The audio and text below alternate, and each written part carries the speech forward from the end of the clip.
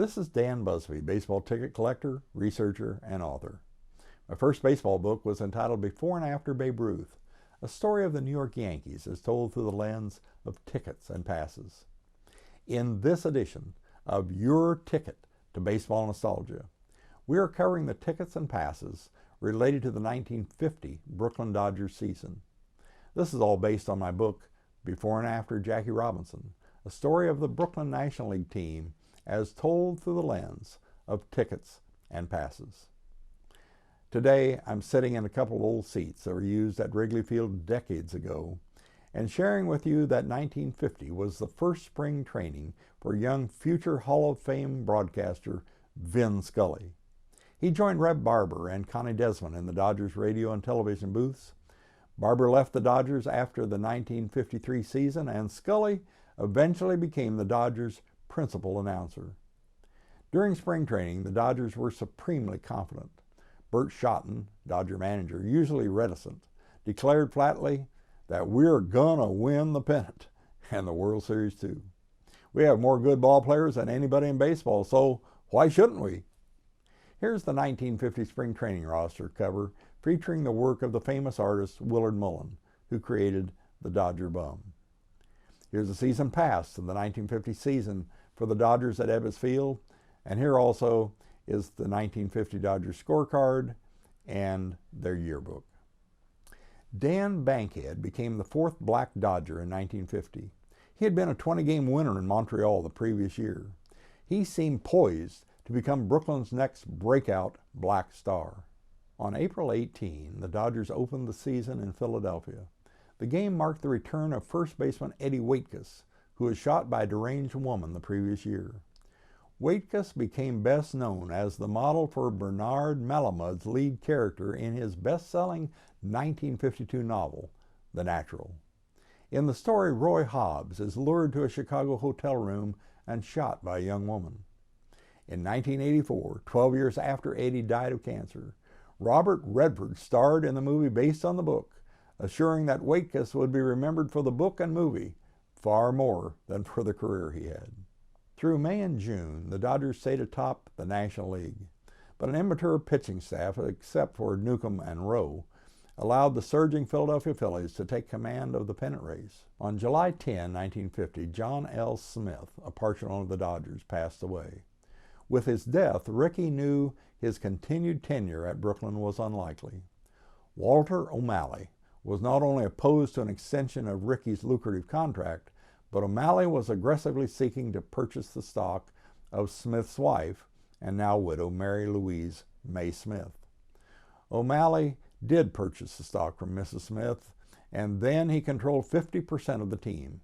Rickey held 25%, and Jim and Ann Mulvey continued to hold on to their quarter of the team. After O'Malley became the team president, his attitude toward Robinson was viciously antagonistic. O'Malley had a habit of calling Robinson Mr. Rickey's prima donna. Only 5 blacks appeared on the rosters other than the Dodgers in June. They were spread out over 3 teams, the Giants, the Indians, and the Braves. All heard plenty of racist garbage from bench jockeys. Roy Campanella said, "I didn't hear a whole lot of things. If I did, I could always rely on Don Newcomb to send the big mouth sprawling to the dirt his next time up." The Philadelphia Phillies led the National League in most of their early going. At the All-Star break, the Dodgers trailed the Phillies by 4.5 games. In August, Robinson was mired in a horrible slump. He thought he might be playing his last days in Brooklyn. On August 31, Gil Hodges showed up at Ebbets Field and brought 10 other Dodgers and 16 Boston Braves with him.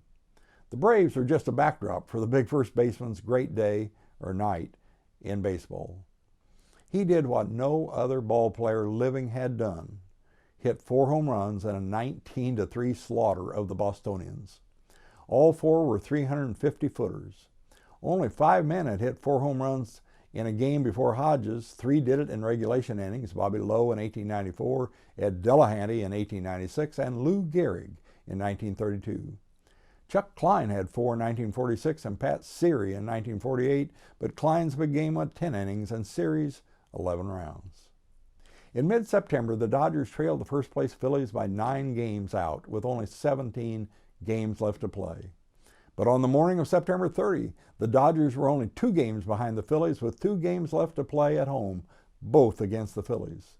The Dodgers beat the Phillies in the first game 8-3, leaving them 1 game behind, with a win in the final game of the season, forcing a 3-game playoff.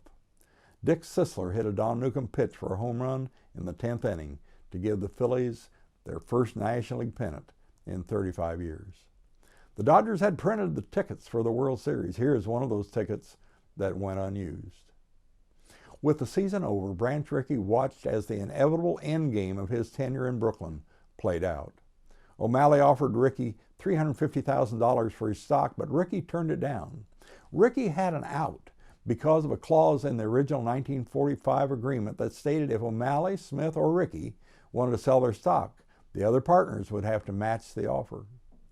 It was announced on September 23 that Rickey convinced a fraternity brother and millionaire, William Zeckendorf, to offer O'Malley $1,050,000 for Rickey's stock. However, on October 24, O'Malley announced that he had matched Zeckendorf's bid for Rickey's share of the Dodgers. After O'Malley learned that Rickey had set up the purchase, O'Malley made it a sin, payable by a $1 fine, to mention Rickey's name in the team office. O'Malley would quickly fire Burt Shotton as manager because he was the ultimate Rickey man. He named Buzzy Bavasi as vice president and de facto general manager. He hired Charles Chuck Dressen as the manager. There was a great deal of Leo Durocher in Dressen, except that Dressen wasn't as abrasive as Leo. It was said that Charlie would not have thrown at his mother's head in a crucial situation. The legs maybe, but not the head. In 3 1/2 seasons with the Dodgers, Shotton captured 2 pennants and narrowly missed the 3rd. In the history of the Brooklyn organization, he had the best winning percentage of any manager. The team won more than 60% of its games during his tenure. And despite Shotton's own insistence that a manager made the difference in only 4 or 5 games during the course of a season, his stabilizing influence in the Dodgers' success was undeniable. In early November 1950, Branch Rickey was introduced to the local press as the new vice president, general manager, and limited partner of the Pittsburgh Pirates. He received a 5-year contract at about $100,000 a year. The solid attendance of 1949 was obliterated as the team only drew 1,185,896 in 1950, a loss of over 450,000 fans. There were many contributing factors: the Korean War, the rise of an automobile culture in the suburbs, parking limited to 700 cars at Ebbets Field, free televising of all home games, and a disappointing team for most of the summer. Weekday attendance at Ebbets Field was embarrassingly small. Crowds of 5,000 or less were common. Well, thank you for joining us for this edition of Your Ticket to Baseball Nostalgia. This video is based on my book, Before and After Jackie Robinson, a story of the Brooklyn National League team as told through the lens of tickets and passes.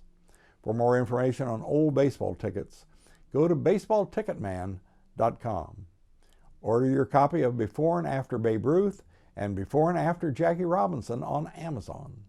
And watch for my 3rd baseball book, Before and After Satchel Paige. And a special thank you to Daniel Herman, who shot and edited this video.